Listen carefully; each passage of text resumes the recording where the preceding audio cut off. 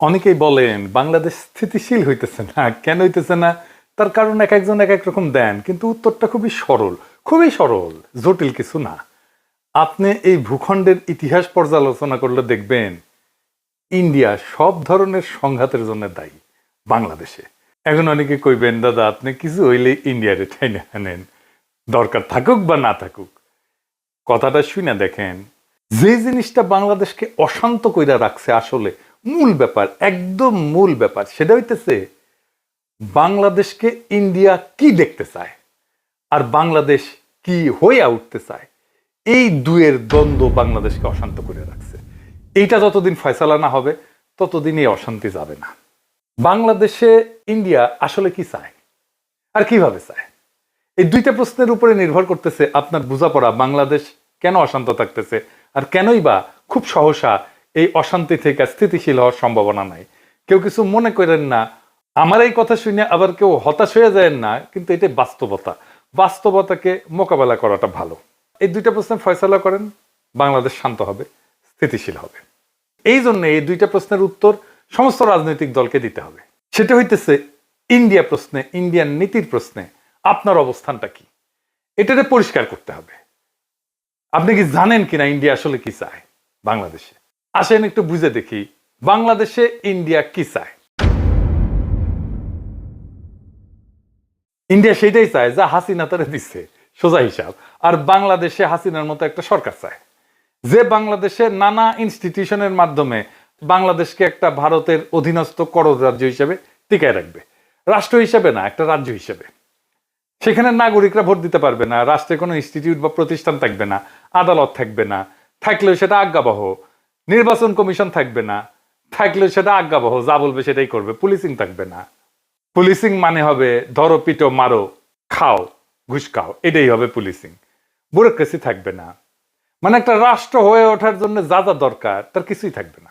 Civil society থাকবে না, media থাকবে না স্বাধীন, এমনকি পেঁয়াজও তুমি উৎপাদন করতে পারবে না, করলেও আমদানি করতে হবে। তোমার দেশে ডাক্তারি বলে কিছু থাকবে না, তোমার রোগ হইলে চিকিৎসার জন্য ইন্ডিয়া যেতে হবে। আপনার দেশের জুই নারকেল তেল বিক্রি হবে না, যতই ভালো কোয়ালিটি হোক না কেন, প্যারাসুট চলবে। আপনার চাকরি হবে না বাংলাদেশে, এক্সিকিউটিভ আসবে ইন্ডিয়া থেকে। বিয়ার বাজার, ঈদের বাজার আপনি করতে যাবেন ইন্ডিয়ায়, ঈদ করবেন কিন্তু গরু কোরবানি দিতে পারবেন না। সি সি সি, আপনি এত খারাপ, রক্ত পিপাসু, গরু কোরবানি দিতেছেন, পশুপ্রেমিক হয়ে যাবে সবাই। আপনি পায়জামা পাঞ্জাবি টুপি পড়তে পারবেন না, আপনি মাদ্রাসায় বাচ্চাকে পড়াইতে পারবেন না, আপনার মসজিদে ঢুকে পেটানো হবে। ফিলিস্তিনের আল আকসা মসজিদের মতো আপনার বাইতুল মোকাররমের চারপাশে থাকবে পুলিশের ঘেরাও, আপনাকে কাঁটাতারে ঘিরে রাখা হবে, তারপরেও নিয়ম করে আপনাকে মাইরা কাঁটাতারে ঝুলাই রাখা হবে বর্ডারে। আপনার নদীতে পানি আসবে না, কারণ সব নদীতে বাদ দিয়ে রাখবে আন্তর্জাতিক আইন অমান্য কইরা। বর্ষা আবার ভালোবেসে বাদ খুইলে দিবে, বাসায় দিবে। আপনি চাষের পানি পাবেন না, ফসল ফলাইতে পারবেন না, নদী শুকায় যাবে, হাহাকার হবে, পানির স্তর নিচে নামে যাবে। আপনি পাম্প বসায় পানি তুলবেন, এই কাজ করতে গিয়ে আপনি ভূগর্ভস্থ পানিতে মারণ বিষ আর্সেনিক মিশাই দেবেন। সেই আর্সেনিক আপনার জীবনী শক্তি পলে পলে নিঃশেষ করে দেবে।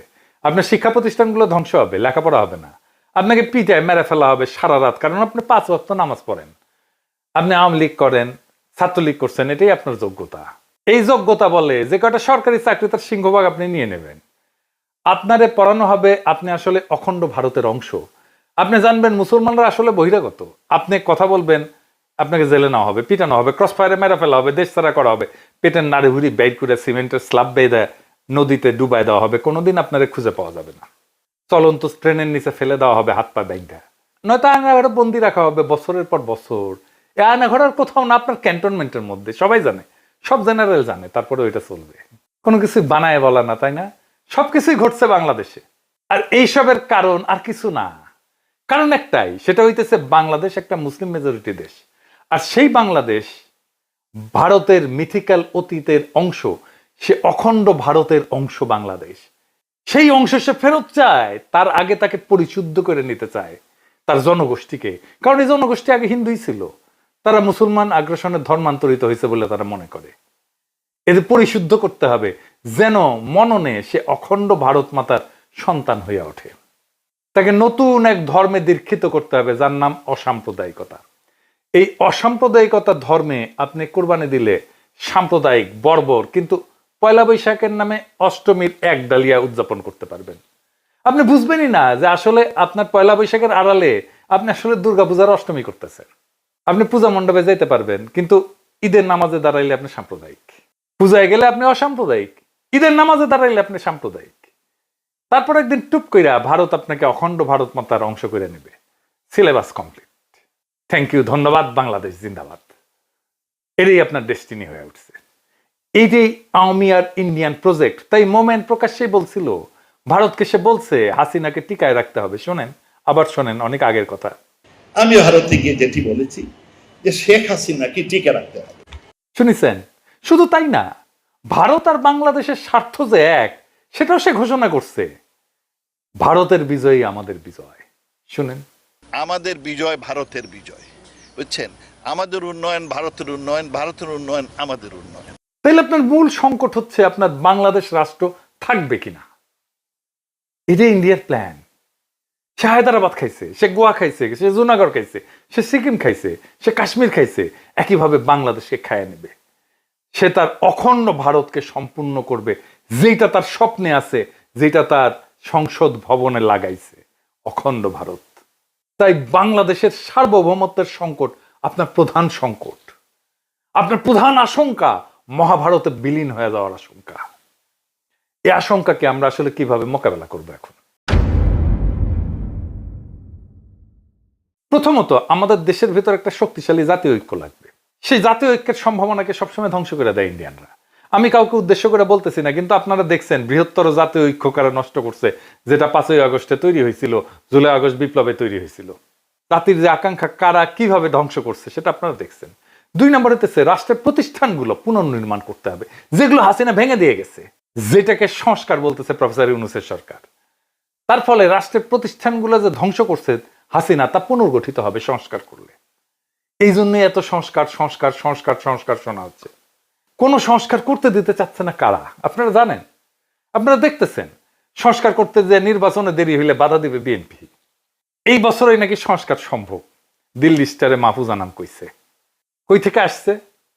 দিল্লি স্টারে মাহফুজ আনাম যখন লেখে, এটা কই থেকে আসে? এটা দিল্লি থেকে আসে। দিল্লি থেকে কয়া দেয়, মাহফুজ আনাম লিখে দেয়, চেপে দেয়। নির্বাচন বিএনপি কবে চাইছে? 2025-এর মার্চ এপ্রিলে, সেই 2024-এর ডিসেম্বরে চাইছে। আমি বেনে বেনে করছি না, দেখেন ডিসেম্বরে করছে আগামী 3-4 মাসের মধ্যে নির্বাচন চাই। এইটা সাহেব তারিখ দেখান। বিএনপির নেতারা কি ব্যাখ্যা দিবেন?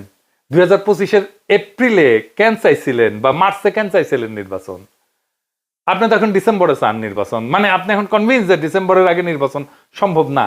তাইলে মার্চ এপ্রিলে কেন চাইছিলেন? এটা কি খেলা পাইছেন ভাইজান? দেশের ভাগ্য নিয়ে, দেশের ভবিষ্যৎ নিয়ে খেলা এটা? সিরিয়াস চিন্তা না করে একটা কথা কয়ে দিবেন আপনি? তাহলে তো সিনিয়র নেতারা। আবার দেখেন, বিএনপি স্পষ্ট করে বলছে বর্তমানে দেশে আলোচিত প্রায় সব সংস্কার প্রস্তাবই আমাদের 31 দফায় অন্তর্ভুক্ত আছে। তার মানে সংস্কার করার দরকার নাই।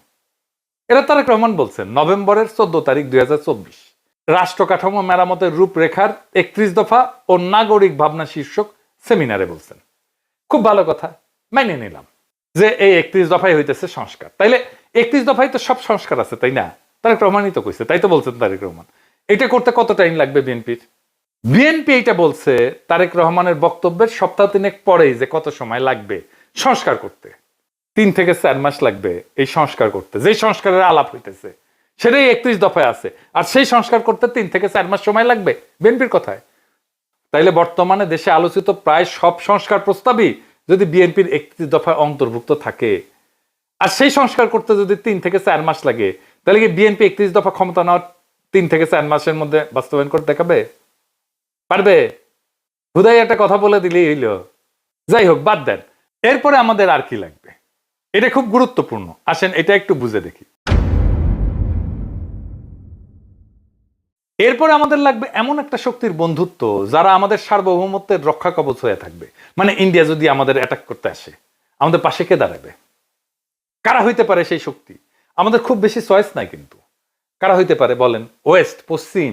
হ্যাঁ, এই পশ্চিম ভাই ইসলামোফোব দুনিয়া। আমেরিকা আমাদের ইন্ডিয়ার হাতে তুলে দিছিল, ভুলে যায় না, 1/11 করে। হাসিনার পুরা টাইম ওয়েস্ট 2 হাত তুলে হাসিনাকে সাপোর্ট দিছে, দেয় নাই?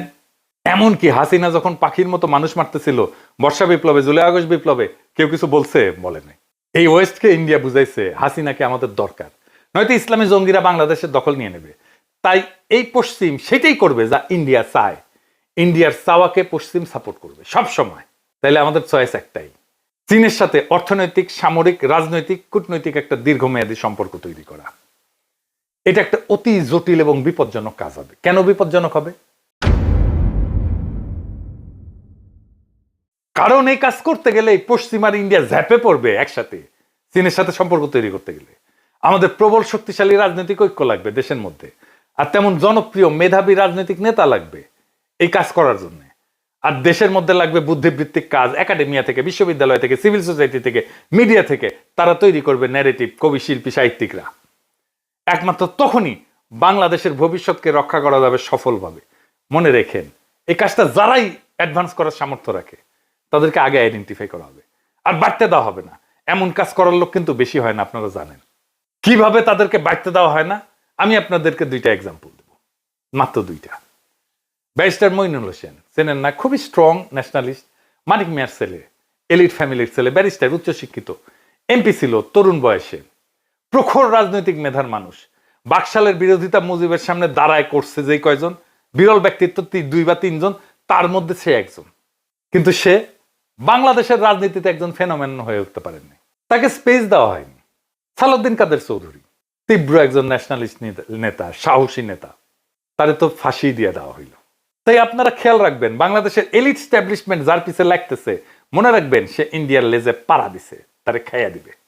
সেই জন্য এটা একটা যুদ্ধ। আমরা যেটাতে আছি সেটা একটা যুদ্ধ। এই জন্য এটা শান্ত হইতে সময় লাগবে, যতক্ষণ পর্যন্ত না আপনি প্রবল শক্তিশালী হইয়া প্রতিপক্ষকে পরাজিত করতে না পারেন। মনে রাখেন, এই যুদ্ধ আমাদেরই। বাংলাদেশের রাষ্ট্রীয় অস্তিত্ব আজ একটা চূড়ান্ত চ্যালেঞ্জের মুখোমুখি। এটা শুধু ভারতীয় হেজিমনির বিরুদ্ধে না, এটা আমাদের ভবিষ্যৎ প্রজন্মের জন্য, আমাদের আত্মপরিচয়ের জন্য, আমাদের ভাষা, আমাদের স্বাধীনতার আত্মাকে রক্ষার জন্য এক অবিরাম যুদ্ধ। এই যুদ্ধ শুধু সীমান্তে না, এটা চিন্তায়, বুদ্ধিবৃত্তিতে, প্রশাসনে, বিশ্ববিদ্যালয়ে, অর্থনীতিতে, সিভিল সোসাইটিতে, আর প্রত্যেকটা নাগরিকের মনোজগতে। ভারত চায় বাংলাদেশকে একটা পরাধীন করদ রাজ্যে রূপান্তর করতে, তারে খাইয়া ফেলতে, যেখানে আপনি থাকবেন কিন্তু আপনার নাগরিকত্ব থাকবে না, যেখানে আপনার ভূখণ্ড থাকবে কিন্তু রাষ্ট্র থাকবে না। এই যুদ্ধের এক পাশে ভারত, তার গোয়েন্দা সংস্থা, দালাল রাজনৈতিক দল, তার পোষা মিডিয়া, সিভিল সোসাইটি, আর অন্য পাশে আমরা বাংলাদেশের মানুষ, যাদের কাছে এই ভূমি শুধু মাটি না, এটা আত্মমর্যাদা পরীক্ষার ময়দান। ভারতের বিরুদ্ধে এই লড়াই কোনো সামান্য কূটনৈতিক সমস্যা না, এটা একটা মহাকাব্যিক সংগ্রাম, যেখানে জয় পরাজয় শুধু রাষ্ট্রের ব্যাপার না, এটা আত্মারও ব্যাপার। এই যুদ্ধে জেতার জন্য দরকার জাতীয় ঐক্য, প্রাতিষ্ঠানিক সংস্কার এবং ভবিষ্যতের কূটনৈতিক রণকৌশল। দরকার চীনের সঙ্গে সাহসী জোট, দরকার একজন মেধাবী, অকুতোভয় নেতা, যিনি জাতিকে নিয়ে যেতে পারবেন সেই অনিবার্য সংগ্রামের শেষ প্রান্তে। দরকার জাগ্রত একাডেমিয়া আর নির্ভীক বুদ্ধিবৃত্তিক নেতৃত্ব, যারা ইতিহাসের দায় বুঝে আজকের প্রজন্মকে বুঝাতে পারবে আপনার আত্মপরিচয় আজকে আগ্রাসনবাদী ভারতের টার্গেট। মনে রেখেন, ভারত কখনো আপনাকে রাষ্ট্র হিসাবে মানেনি, মনে করছে সে আপনার হারানো অঙ্গ। এই অঙ্গ যে আবার জায়গা উঠছে, নিজের পরিচয় দাবি করছে, এটাই তাদের ভয়। তাই তারা হাসিনার বদলে আর একটা পুতুল সরকার আনতে চায়, যাতে বাংলাদেশ আর কখনো মাথা তুলে না দাঁড়াইতে পারে। কিন্তু ইতিহাসের চাকা ঘুরছে। আজ প্রশ্ন একটাই, আপনি কি এই চক্রান্তের বিরুদ্ধে দাঁড়াতে প্রস্তুত? আপনি কি আপনার স্বাধীনতা, আপনার ধর্মীয় অধিকার, আপনার আত্মপরিচয়, আপনার ভাষা আর আপনার স্বপ্নের বাংলাদেশকে রক্ষা করতে চান? তাহলে এই যুদ্ধ আপনারও। এই যুদ্ধ শুধু নির্বাচন বা সংস্কার নিয়ে না, এটা একটা জাতির আত্মার অস্তিত্ব রক্ষার লড়াই। আপনি যদি এই যুদ্ধে অংশ না নেন, তাহলে একদিন জেগে উঠবেন সেই রাষ্ট্রহীন, আত্মাহীন ভূখণ্ডে যার নাম একদিন ছিল বাংলাদেশ। এখনো সময় আছে, জায়গা ওঠেন, সংগঠিত হন, কারণ এইবার না পারলে আর কোনোবার আমরা পারবো না। বাংলাদেশ বাঁচলে আপনি থাকবেন, বাংলাদেশ গেলে শুধু আপনি, বাংলাদেশ গেলে আপনি শুধু নামে থাকবেন, নাগরিক থাকবেন না। এটা আপনার যুদ্ধ, এটা আপনার সময়, এটা আপনার নিয়তি রচনা করার শেষ সুযোগ। আসেন আমরা আগে যাই সেই ইস্পাত কঠিন ঐক্য গইরা, সেই ইতিহাস রচনা করতে, সেই অনিবার্য বিজয়ের পথে। ইতিহাস অপেক্ষা করতেছে। ইনকিলাব, জিন্দাবাদ।